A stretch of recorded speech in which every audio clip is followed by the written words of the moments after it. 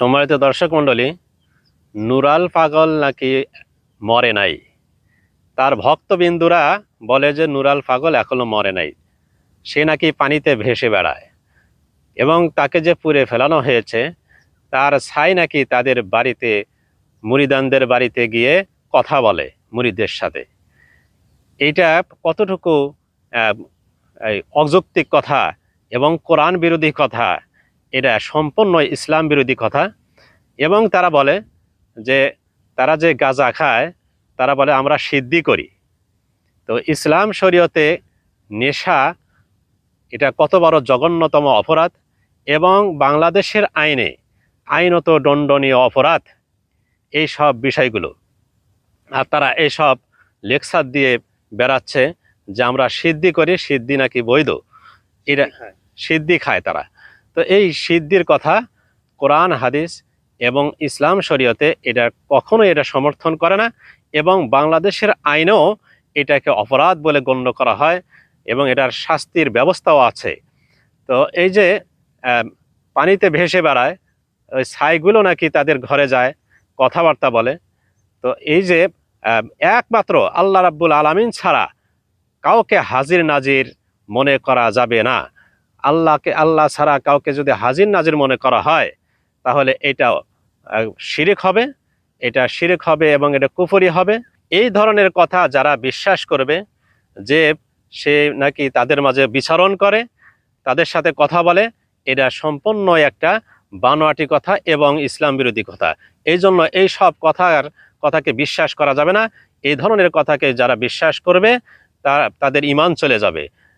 এখানে আরেকটি বিষয়, এই নুরাল পাগলা নাকি সে মুসলমান ছিল না খ্রিস্টান ছিল, এই বিষয়ে খ্রিস্টানের দাওয়াত দিয়েছে মুসলমান সেজে, এটা কি আসলে সত্য নাকি?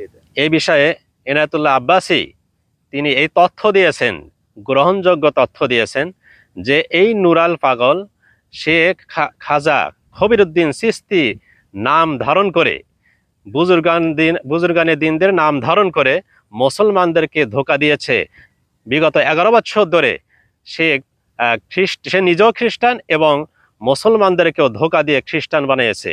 মুসলমানি রূপ ধারণ করে সেই মুসলমানদেরকে সে ধর্মচ্যুত করে খ্রিস্টান বানানোর মেহনত করে গিয়েছে এবং তার ছেলেও খ্রিস্টান, তার ছেলেও অনেক মেয়ে লোকদেরকে খ্রিস্টান বানিয়েছে।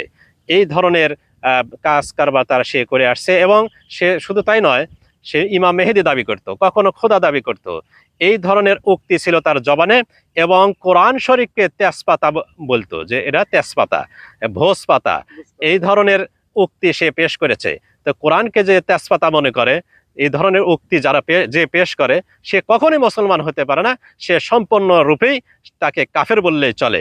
কারণ সে তো সেই হিসেবে যেহেতু মুসলমান না, তিনি খ্রিস্টান হয়ে মুসলমান সে যে মানুষদেরকে ধোঁকা দিচ্ছে, তাহলে সেই ক্ষেত্রে আমাদের বাংলাদেশের আইন অনুযায়ী এবং ইসলাম অনুযায়ী সে কতটুকু দোষী? ইসলামী আইন অনুসারে এবং বাংলাদেশের আইন অনুসারে আইনত দণ্ডনীয় অপরাধ যে সে একজন খ্রিস্টান হয়ে মুসলমানি রূপ ধারণ করে মুসলমানদেরকে ধোঁকা দিচ্ছে। এটা অত্যন্ত একটা অপরাধযোগ্য বিষয়। হ্যাঁ, সে যদি খ্রিস্টানের রূপ দিয়ে বা খ্রিস্টানের পরিচয় দিয়ে যদি খ্রিস্টান মিশনারির ধর্ম প্রচার করে, সেটা হলো ভিন্ন বিষয়। একজন মানুষ হিন্দু যার যার ধর্ম সে পালন করবে বা ওই ধর্ম সে প্রচার করতে পারে, সেটা তার ব্যাপার। হ্যাঁ, তবে মুসলমানের রূপ ধারণ করে মুসলমানকে ধোঁকা দিয়ে এই খ্রিস্টান বানানো, এটা জঘন্যতম অপরাধ। এটা ইসলাম আইন অনুসারেও অপরাধ এবং বাংলাদেশি আইন অনুসারেও এটা অত্যন্ত জঘন্যতম একটা অপরাধ। এজন্য এই অপরাধকে লক্ষ্য করে প্রশাসনের উচিত ছিল তাদের বিরুদ্ধে একটা অ্যাকশন নেওয়া। এবং সে যে মাজার তৈরি করেছিল 12 হাত উঁচা করে, সেই 12 ফুট উঁচা করে সেখানে তাকে কবরস্থ করেছিল, সে তার ওসিয়ত অনুযায়ী সে ওসিয়ত করে গিয়েছিল যে আমাকে 12 ফুট উঁচায় কবরস্থ করবে এবং আমার কবরটাকে কাবা শরীফের মতো নির্মাণ করবে, যাতে মানুষ সকলেই হজ করতে বাদ দিয়ে আমার এখানে যাতে হজ করে, আমার এখানে এসে তওয়াফ করলেই হজ হয়ে যাবে, হ্যাঁ, আমার এখানে এসে যদি সেজদা করে আমার কাছে যা চাবে সব তার মনের আশা পুরো হয়ে যাবে। এই শিরকের আড্ডাখানা তৈরি করেছিল। এই শিরকের আড্ডাখানা এই ভাঙ্গার জন্য, নির্মূল করার জন্য প্রশাসনের সাথে বারবার তাওহীদি জনতা, ওলামায়ে কেরাম সহ বৈঠক করেছে যে এই শিরকের আড্ডাখানাকে ভেঙে দেওয়া হোক।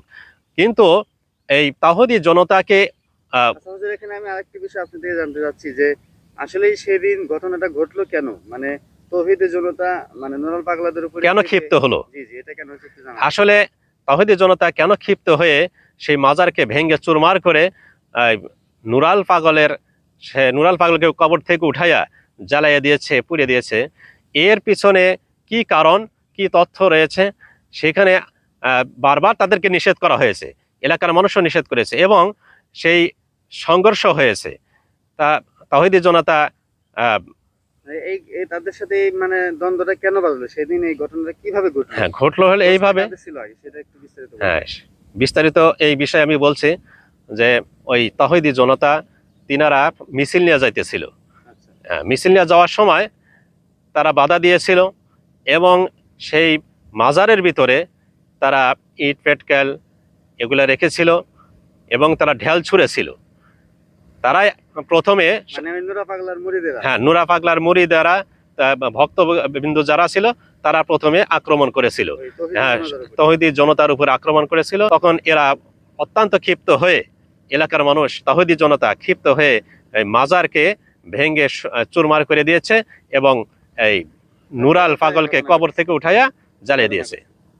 আচ্ছা, এই ঘটনার উৎপত্তি হচ্ছে এখানে। ঘটনার পরে তাদের ওই তাওহীদি জনতার বিরুদ্ধে কেস হয়ে গেছে, মামলা হয়েছে। এই মামলাকে কেন্দ্র করে বিজ্ঞ প্রশাসন তারা তাওহীদি জনতাদেরকে গণহারে গ্রেপ্তার করছে।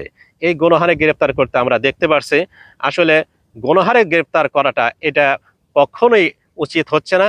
এরা যুক্তিযুক্ত কোনো কারণ নাই। কারণ হলো যে কবর থেকে উঠাইছে মুষ্টিমেয় কয়েকজন মানুষ।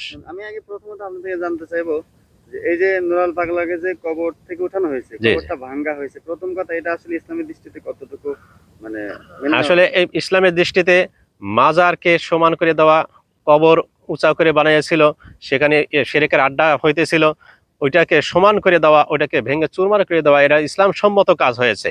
কিন্তু আর নুরাল পাগলার দেহটা যে যে ঘটনা ঘটাইছে জি জি, ওটা আসলে কতটুকু এখন বিষয় হচ্ছে যে এই নুরাল পাগলকে যে কবর থেকে উঠাইয়া জ্বালাইয়া দেওয়া, এইটা হচ্ছে অপরাধ। এটা ইসলাম শরীয়ত কখনোই এই যে মানুষের বডিকে জ্বালিয়ে দেওয়া এটা সমর্থন করে না এবং ইসলাম বাংলাদেশের আইনেও এটা সমর্থন করে না। অপরাধ, এটা অপরাধযোগ্য বিষয়। এজন্য আমরা এটার নিন্দা জানাই, কারণ এই কাজটা অত্যন্ত গর্হিত কাজ হয়েছে। এই কাজটা মোটেই ঠিক হয় নাই। তবে আর এই যে মাজারকে যে সমান করে দিয়েছে, শিরকের আড্ডাখানা যে ভেঙে চুরমার করে দেওয়া, এইটা ঠিক আছে, ইসলাম সম্মত। তাহলে শেষমেশ আমি জানতে চাচ্ছি যে যাদেরকে গ্রেফতার করেছেন আলেম ওলামা, তাদের সম্পর্কে আপনি কতটুকু বলবেন একটু জানান। এখন বিষয় হচ্ছে যে ওলামায়ে কেরামকে এবং মাদ্রাসা ছাত্রবিন্দু, ওলামায়ে কেরাম, এদেরকে যে গ্রেফতার করা হচ্ছে, আসলে এই ঘটনার সাথে ওলামায়ে কেরাম তো জড়িত নয়। কারণ এখানে যখন তাওহীদি জনতা, এলাকার সাধারণ মানুষ তাওহীদি জনতা যখন মিছিল নিয়ে যাইতেছিল, তাদের সাথে সংঘর্ষ হয় এবং এই নুরাল পাগলের সেই ভক্তবিন্দুরা এই চড়াও হয়েছিল। তারা তাহলে তো এখানে বোঝা যাচ্ছে নুরাল পাগলার ভক্তদেরও দোষ আছে এখানে। নুরাল পাগলার ভক্তদের পুরাই দোষ। এই সংঘর্ষের বিষয়ে পুরাই দোষী হচ্ছে তারা, প্রথম দোষী তারা। তারা যে আক্রমণ করেছিল এই বিষয়ে কিন্তু বিজ্ঞ আদালত বা বিজ্ঞ প্রশাসন তাদেরকে গ্রেপ্তার করছে না, তাদের বিরুদ্ধে কোনো কেস হচ্ছে না। তাদেরকে গ্রেপ্তার না করে শুধু তাওহীদি জনতাদেরকে গ্রেপ্তার করা হচ্ছে, গণহারে যে গ্রেপ্তার করা হচ্ছে, এটা কখনোই যুক্ত হচ্ছে না। যারা এই ঘটনাটা ঘটাইছে, যে তাকে কবর থেকে উঠে নিয়ে আসছে মুষ্টিমেয় কয়েকজন মানুষ, তাদেরকে গ্রেপ্তার করে আপনারা আইনের আওতায় নেন, কিন্তু তাদেরকে ভিত্তি করে সকল মানুষদেরকে গণহারে গ্রেপ্তার করা, এটা অত্যন্ত নিন্দনীয় কাজ করছেন আপনারা। যখন এই কবর খনন করছে যারা, তখন আপনারা কোথায় গিয়েছিলেন? বিজ্ঞ প্রশাসন, আপনারা তখন অবশ্যই বাধা দেওয়ার মতো শক্তি আপনাদের ছিল এবং থানা তো কাছেই ছিল, আপনারা অতি দ্রুত এসে আপনারা সেটাকে বাধা দিতে পারতেন।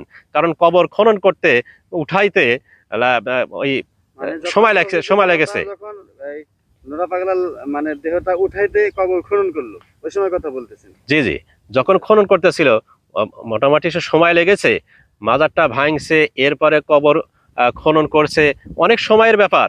এই সময়ের মধ্যে আপনারা কোথায় ছিলেন? আপনারা তখন কেন আসলেন না? কেন আপনারা এটাকে বাধা দিলেন না? আপনাদের এখানে এখানে আপনাদের ব্যর্থতা আছে, এই ব্যর্থতা আপনাদের স্বীকার করতে হবে। এখন এই ঘটনা ঘটার পরে এখন আপনারা গণহারে এই গ্রেপ্তার করা শুরু করে দিয়েছেন। এই গণহারে গ্রেপ্তার করা এটা আপনারা বন্ধ করে দেন। কারণ এনায়েতুল্লাহ আব্বাসীও বলেছে যে এই গণহারে গ্রেপ্তার করা, ওলামায়ে কেরামের উপর চাপাইয়া দেওয়া, দোষ চাপাইয়া দেওয়া, এখান থেকে আপনারা বিরত থাকেন।